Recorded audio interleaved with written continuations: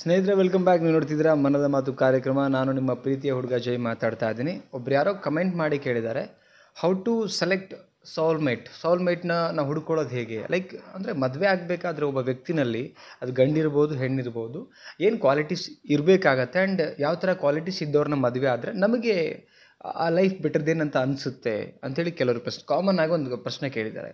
So ಅದಕ್ಕೆ common ಆಗಿ ನಾನು ಕೂಡ ಈ ಒಂದು ವಿಡಿಯೋನ ಕಾಮನ್ ಆಗೋದು ಎಲ್ರಿಗೂ ಯೂನಿವರ್ಸಲ್ ಆಗಿ, ಯಾರಿಗೂ ಪರ್ಟಿಕ್ಯುಲರ್ ಅಲ್ಲ, ಯೂನಿವರ್ಸಲ್ ಆಗಿ ಕಾಮನ್ ಆಗಿ ಈ ಒಂದು ಕ್ವಾಲಿಟೀಸ್ ಇದ್ದರೆ ಆ ಮದುವೆ ಲೈಫು, ಸಾಂಸಾರಿಕ ಲೈಫ್ ಹ್ಯಾಂಡ್ಲ್ ಮಾಡ್ಬೋದು.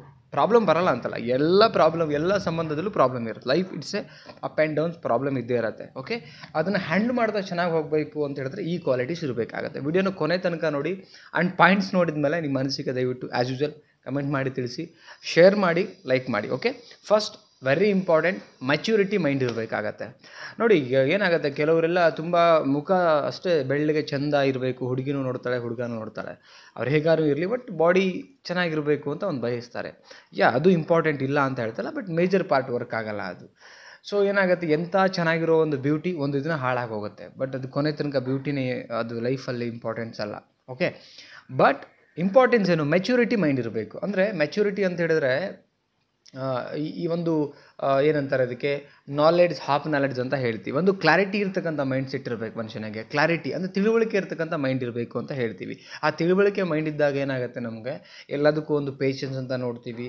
ಯಾಕೆ ಗಲಾಟೆ ಆಯಿತು ಅಂತ ಥಿಂಕ್ ಮಾಡ್ತೀವಿ. ಗಲಾಟೆ ಆದರೂ ಇಟ್ಸ್ ಓಕೆ, ನೋ ಪ್ರಾಬ್ಲಮ್, ಸರಿ ಹೋಗೋಣ ಅಂದರೆ ಕ್ಷಮೆ ಮಾಡುವಂಥ ಗುಣ ಇರುತ್ತೆ, ಕ್ಷಮಿಸುವಂಥ ಗುಣ ಅಥವಾ ಅವ್ರ ಕ್ಷಮೆ ಕೇಳುವಂಥ ಗುಣ ಅವರಲ್ಲಿರುತ್ತೆ. ಕೋಪ ಕಡಿಮೆ ಇರುತ್ತೆ, ತಾಳ್ಮೆ ಇರುತ್ತೆ, ಆ್ಯಂಡ್ ಅಷ್ಟು ಬೇಗ ಅವ್ರು ಎಲ್ಲನೂ ಕೂಡ ಮುಗಿಸ್ಬಿಡಲ್ಲ.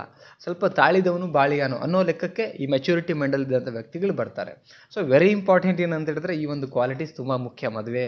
ಮದುವೆ ಅಲ್ಲ, ಟೋಟಲ್ ಲೈಫಿಗೆ ಮುಖ್ಯ, ಬಟ್ ಮದುವೆ ಅಂತ ನಾವು ಸೆಲೆಕ್ಟ್ ಮಾಡಿದ್ರೆ ಕಾಮನ್ ಆಗಿ ಇದು ಬೇಕಾಗುತ್ತೆ. ನೆಕ್ಸ್ಟ್ ಪಾಯಿಂಟ್ ಏನಂದರೆ, situation understanding is very important in marriage ರಿಲೇಷನ್ಶಿಪ್ಪಲ್ಲಿ ಏನಾಗುತ್ತೆ, ಸಿಚುವೇಶನ್ಸ್ ನೋಡಿ, ಒಂದೇ ಸಿಚುವೇಶನ್ ಲೈಫಲ್ಲಿ ಯಾವುದೂ ಇರೋಕ್ಕೆ ಸಾಧ್ಯ ಇಲ್ಲ. ಅಪ್ ಆ್ಯಂಡ್ ಡೌನ್ಸ್ ಬರ್ತಾ ಇರುತ್ತೆ ಲೈಫಲ್ಲಿ. ಅಂದಮೇಲೆ ಸಿಚುವೇಶನ್ಗಳಿಗೂ ಬದಲಾವಣೆ ಆಗ್ತಾ ಇರುತ್ತೆ. ಮನಸ್ಥಿತಿದಕ್ಕಾಗಿ ಪರಿಸ್ಥಿತಿಗಳು ಬದಲಾಗುತ್ತೆ ಅಂತ ಹೇಳ್ತಾರಲ್ಲ, ಹಾಗೆಯೇ ಕೆಲವೊಂದು ಸಿಚುವೇಶನ್ಗಳು ಹೇಗೆ ಈಗ ನೋಡಿ, ನಾವು ತಪ್ಪೇ ಮಾಡದೇ ಇದ್ದರೂ ಕೆಲವೊಂದು ಸಿಚುವೇಶನಲ್ಲಿ ನಾವು ಆ ಸಿಚುವೇಶನ್ ಕಡೆಯಿಂದ ತಪ್ಪು ಮಾಡಿಬಿಟ್ಟಿರೋ ಥರ ಅಂದರೆ ನೋಡೋರ ಕಣ್ಣಿಗೆ ನಾವೇ ತಪ್ಪು ಮಾಡಿದೀವಿ ಅನ್ನಂಗೆ ಆಗಿರುತ್ತೆ, ಬಟ್ ನಾವು ತಪ್ಪು ಮಾಡಿರಲ್ಲ, ಸಿಚುವೇಶನ್ ಹಂಗೆ ಮಾಡಿಸಿರುತ್ತೆ. ಸೊ ಆ ಟೈಮಲ್ಲಿ ಈಗ ನೋಡಿ, ಗಂಡ ಮಾಡಿರ್ಬೋದು, ಹೆಂಡತಿ ಮಾಡಿರ್ಬೋದು, ಒಬ್ರಿಗೊಬ್ರು ಸಂಗಾತಿ ಏನಿರ್ತಾರೆ ಅವ್ರನ್ನ ಅಂಡರ್ಸ್ಟ್ಯಾಂಡ್ ಮಾಡ್ಕೊಳ್ಳೋದು ಇಂಪಾರ್ಟೆಂಟ್ ಆಗುತ್ತೆ. ಈಗ ಉದಾಹರಣೆಗೆ, ಇಷ್ಟು ವರ್ಷ ಗಂಡ ಆದಂಥ ಏನೂ ಮಾಡಿರಲ್ಲ, ತಪ್ಪು ಕೆಲಸ ಆಗಲಿ ಕೆಟ್ಟ ಕೆಲಸ ಆಗಲಿ, ಏನೋ ನಮ್ಮ ಕರಾಮ್ ಕೆಲಸ, ನಂಬಿಕೆ ಹಾಳು ಮಾಡುವಂಥ ಕೆಲಸ ಮಾಡಿರಲ್ಲ ಅಂದ್ಕೊಳ್ಳಿ. ಸಡನ್ಲಿ ಆ ಸಿಚುವೇಶನಿಂದ ಏನೋ ಒಂದು ಆ ಥರದೊಂದು ಕೆಟ್ಟ ಕೆಲಸ ನಡೆದೋಗಿದೆ ಅನ್ಕೊಳ್ಳೋಣ. ಅದನ್ನ ಹೆಂಡತಿ ಆದಂಥವಳಾದರೂ, ಗಂಡ ಆ ಸ್ಥಾನದಲ್ಲಿದ್ದರೆ ಹೆಂಡತಿ, ನಿಮ್ಮ ಗಂಡನ ಬಗ್ಗೆ ನೀವು ತಿಳ್ಕೊಂಡಿರ್ತೀರ, ರೈಟ್, ಅವ್ರು ಹೇಗಿದ್ದಾರೆ ಅಂತೇಳಿ. ಆ ಸಿಚುವೇಶನ್ ಕರೆಕ್ಟಾಗಿ ಅರ್ಥ ಮಾಡಿಕೊಂಡು ಎಲ್ಲ ರೀತಿಯಿಂದ ಆಮೇಲೆ ನೀವು ತೂಗಿ ಎಳೆದು ನನ್ನ ಗಂಡ ಹೀಗೆ ಮಾಡಲಿಕ್ಕಿಲ್ಲ. ಸೇಮ್ ಹೆಂಡತಿ ಆ ಪ್ಲೇಸಲ್ಲಿದ್ದರೂ ಕೂಡ ಗಂಡನೂ ಅದೇ ಥರ ಯೋಚನೆ ಮಾಡಬೇಕು. ಇದಕ್ಕೆ ಸಿಚುವೇಶನ್ ಹ್ಯಾಂಡ್ಲಿಂಗ್ ಅಂತ ಹೇಳ್ತೀವಿ. ಅಂದರೆ ಕೆಲವೊಂದು ಕಷ್ಟ ಸಿಚುವೇಶನ್, ಈಗ ತುಂಬ ಚೆನ್ನಾಗಿರ್ತೀರಿ, ಸಡನ್ಲಿ ಕಷ್ಟ ಬಂದುಬಿಡುತ್ತೆ, ಆವಾಗ ಆ ಸಿಚುವೇಶನಲ್ಲೂ ಕೂಡ ಹ್ಯಾಂಡಲ್ ಮಾಡುವಂಥ ಗುಣ ನಮ್ಮಲ್ಲಿರಬೇಕಾಗುತ್ತೆ. ಯಾವುದೇ ಏನೇ ಬಂದರೂ ಕೂಡ ಆ ಸಿಚುವೇಶನ್ ಹ್ಯಾಂಡಲ್ ಮಾಡ್ಕೊಂಡು ಒಬ್ರಿಗೊಬ್ರು ಮೂವ್ ಆನ್ ಆಗಬೇಕು. ಅದಕ್ಕೆ ಸಿಚುವೇಶನ್ ಹ್ಯಾಂಡ್ಲಿಂಗ್ ಮತ್ತು ಸಿಚುವೇಶನ್ ಅಂಡರ್ಸ್ಟ್ಯಾಂಡಿಂಗ್ ಮಾಡ್ಕೊಳ್ಳೋದು ಅಂತ ಹೇಳ್ತೀವಿ. ನೆಕ್ಸ್ಟ್ ಪಾಯಿಂಟ್ ಹೋಗೋಣ, ಪಾಸಿಟಿವ್ ಮೈಂಡ್ಸೆಟ್. ಎಷ್ಟೋ ಹಸ್ಬೆಂಡ್ ಆ್ಯಂಡ್ ವೈಫಲ್ಲಿ ಇದು ಭಾಳ ಕಡಿಮೆ, ಪಾಸಿಟಿವ್ ಮೈಂಡ್ಸೆಟ್ ಅನ್ನೋದು. ಯಾರೋ ಹೆಂಡತಿ ಬಗ್ಗೆ ಹಾಕ್ಕೊಟ್ಟ ತಕ್ಷಣ ಹೊರಗಿನ ವ್ಯಕ್ತಿ ಇವ್ರ ಮೈಂಡಲ್ಲಿ ಆಲ್ರೆಡಿ ನೆಗೆಟಿವ್, ನೀನು ಹೆಂಡತಿ ಯಾವುದೋ ಒಟ್ಟಿಗೆ ಮಾತಾಡ್ತಿದ್ದಾರೆ, ಅದು ಮೈಂಡಲ್ಲಿ ಬಂದುಬಿಡ್ತು. ಅವರು ಕ್ರಾಸ್ ಚೆಕ್ಕು ಮಾಡಲಿಲ್ಲ, ವೆರಿಫೈಯೂ ಮಾಡಲಿಲ್ಲ, ಹೌದು ಅಲ್ಲ ತಿಳ್ಕೊಳ್ಳೋಕ್ಕೂ ಹೋಗಿಲ್ಲ. ಯಾರೋ ಹೇಳಿದ್ರು, ಬಂದು ಜಗಳ ಮಾಡಿದ್ರು, ಹೊಡೆದ್ಬಿಟ್ರು, ತವ್ರ ಮನೆ ಕಳಿಸಿದ್ರು. ಅಲ್ಲ, ಅಥವಾ ಯಾರೋ ಹೆಂಡತಿಗೆ ಗಂಡನ ಬಗ್ಗೆ ಹೇಳಿದ್ರು, ನಂಬಿಟ್ರು. ಹಂಗಲ್ಲ, ಒಂದು ಪಾಸಿಟಿವ್ ಮೈಂಡ್ಸೆಟ್ ಇರಬೇಕು ನಿಮ್ಮಲ್ಲಿ.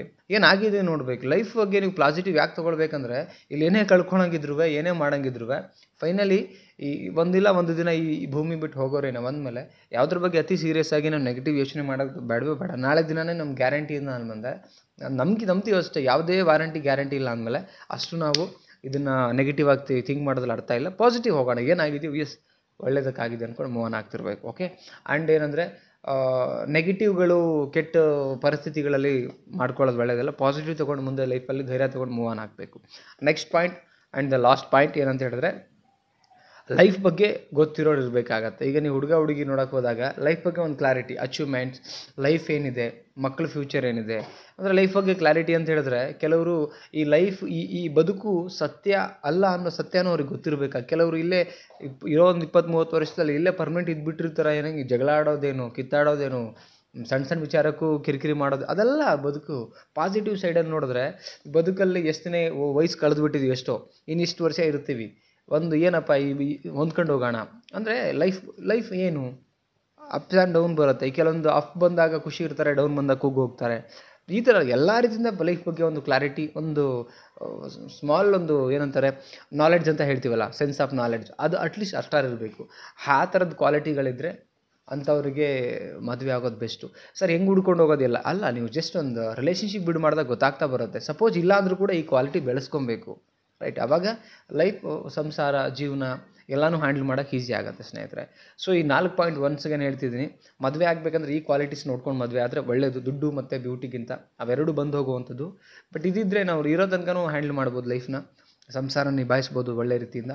ಮ್ಯಾಚ್ಯೂರಿಟಿ ಮೈಂಡ್ ಇರಬೇಕು, ಸಿಚುವೇಷನ್ ಅಂಡರ್ಸ್ಟ್ಯಾಂಡಿಂಗ್ ಇರಬೇಕು, ಪಾಸಿಟಿವ್ ಮೈಂಡ್ ಸೆಟ್ ಇರಬೇಕು, ಲೈಫ್ ಬಗ್ಗೆ ಒಂದು ಕ್ಲಾರಿಟಿ ತಿಳ್ಕೊಂಡಿರಬೇಕು.